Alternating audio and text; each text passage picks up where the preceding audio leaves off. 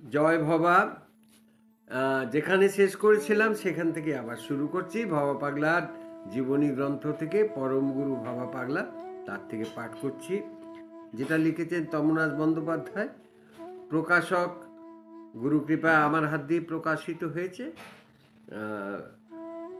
কালক্রমে আনন্দময়ী একদিন মহাপূজার প্রবর্তন করলেন ভবা পাগলা মহা ধুমধামের সঙ্গে। প্রতি বছর বৈশাখের শেষ শনিবার তিনি দিন ধার্য করলেন ওই বাৎসরিক পূজার দিন হিসেবে। মহাপূজার মহা উৎসব, মহা সমারোহ তার। জাতি ধর্ম নির্বিশেষে প্রতি উদাত্ত আহ্বান ভবা পাগলার মহাপূজায় সকলকেই যোগদান করতে, সমভার নিতে তার আহ্বান। বৈশাখের শেষ শনিবার মায়ের মহাপূজা, তোমরা আসিও। তাই এইভাবে তিনি তার প্রতিটি প্রতিষ্ঠিত মন্দিরে একটি শেষ শনিবার দিন ধার্য করেছেন, সে কথা এর আগে বলেছি। পূজায় প্রসাদ বিতরণের ব্যবস্থা অতি উদার। মনে মনে মনে চাল, কুমড়ো, অন্যান্য সবজি সব আসে মন হিসাবে, সের নয়, কিলো নয়। কোথা হতে আসে, কেমন করে আসে জানেন শুধু মা, যার পূজার তিনি জানেন ভবা পাগলা। এই বিষয়ে কারো মাথা দিতে হয় না, তবে কর্মীর অভাব নেই, উৎসাহের অন্ত নেই। বিরাট মহোৎসবের বিরাট আয়োজন, খুশি হয়ে মহাযজ্ঞে হাত লাগান অগণিত ভক্ত। হাত লাগাতে পেরে খুশি হন প্রত্যেকে। এটা আমার বাস্তব অভিজ্ঞতায় দেখে, এই যে বৈশাখের শেষ শনিবার যে পূজা হয়, এতে আমি আমাদের মাঘের শেষ শনিবার দীঘার পূজাতেও দেখে আমি আশ্চর্য হয়ে যাই। আমি কি করি না, করার কোনো আমার কিছুই থাকে না। কোথার থেকে চাল, কোথার থেকে ডাল, কে কিভাবে পাঠালো, একটু হয়তো চেষ্টা করি, শুরুটা করে দিই, কিন্তু শেষটা তারই হাতে। তিনি করিয়ে নেন। কোথা থেকে হাজার হাজার ভক্ত আসে, পরিবেশনের লোক আসে, সব কিছু যেন নিজের থেকেই হয়ে যাচ্ছে। আমি ক্রীড়ানক মাত্র, এইটুকু আমার অভিজ্ঞতা থেকে বলছি। তা এই অভিজ্ঞতা থেকে এই কথা এখানে বৈশাখের শেষ শনিবারের ব্যাপারেও লেখক সেটা লিখেছেন। পূজার পরদিন থেকে মাসখানেক ধরে চলতে লাগলো যাত্রা। এটা অবশ্য 1 মাস ধরে চলা, এটা আমতা বাংলাদেশের যে মন্দির সেখানে চলতো।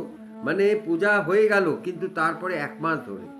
এটা কিন্তু পাগলের এখন আমাদের পশ্চিমবঙ্গে যেসব মন্দির আছে সেখানে কিন্তু সেই 1 মাস ধরে অনুষ্ঠান হওয়াটা 2 দিন, বড়জোর 3 দিন ধরে অনুষ্ঠান চলে। তা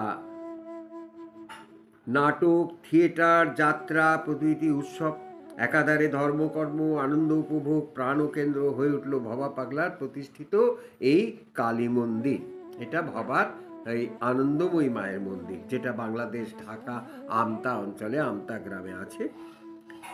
বস্তুত এই বাৎসরিক মহাপূজা গ্রামবাসীদের এমনই আকর্ষণ করলো যে এই সময়টির জন্য চারিধারের গ্রামবাসী নরনারী সারা বছর উন্মুখ হয়ে থাকতে লাগলেন, প্রতি বছর বৈশাখের শেষ শনিবার এই আশায়।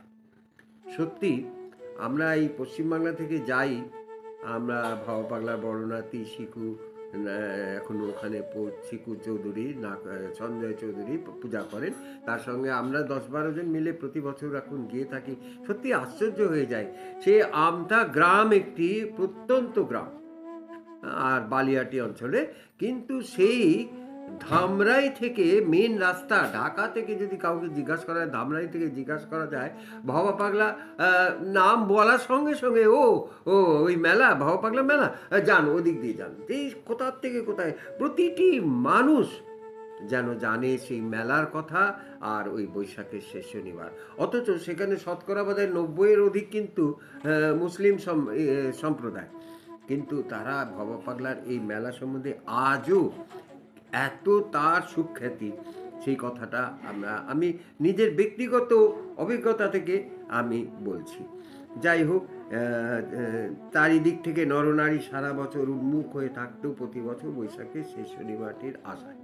আচ্ছা, এরপরে ব্যাপারটি যেটা হয় আর কি, সেই জিনিসটা আগামীকাল বলবো, অনেক বড় হয়ে যাবে, বড় খুব বড় এপিসোড, অনেকেই শুনতে একটু সময় দিতে পারে না। আগামীকাল আবার এর পরেরটা বলবো।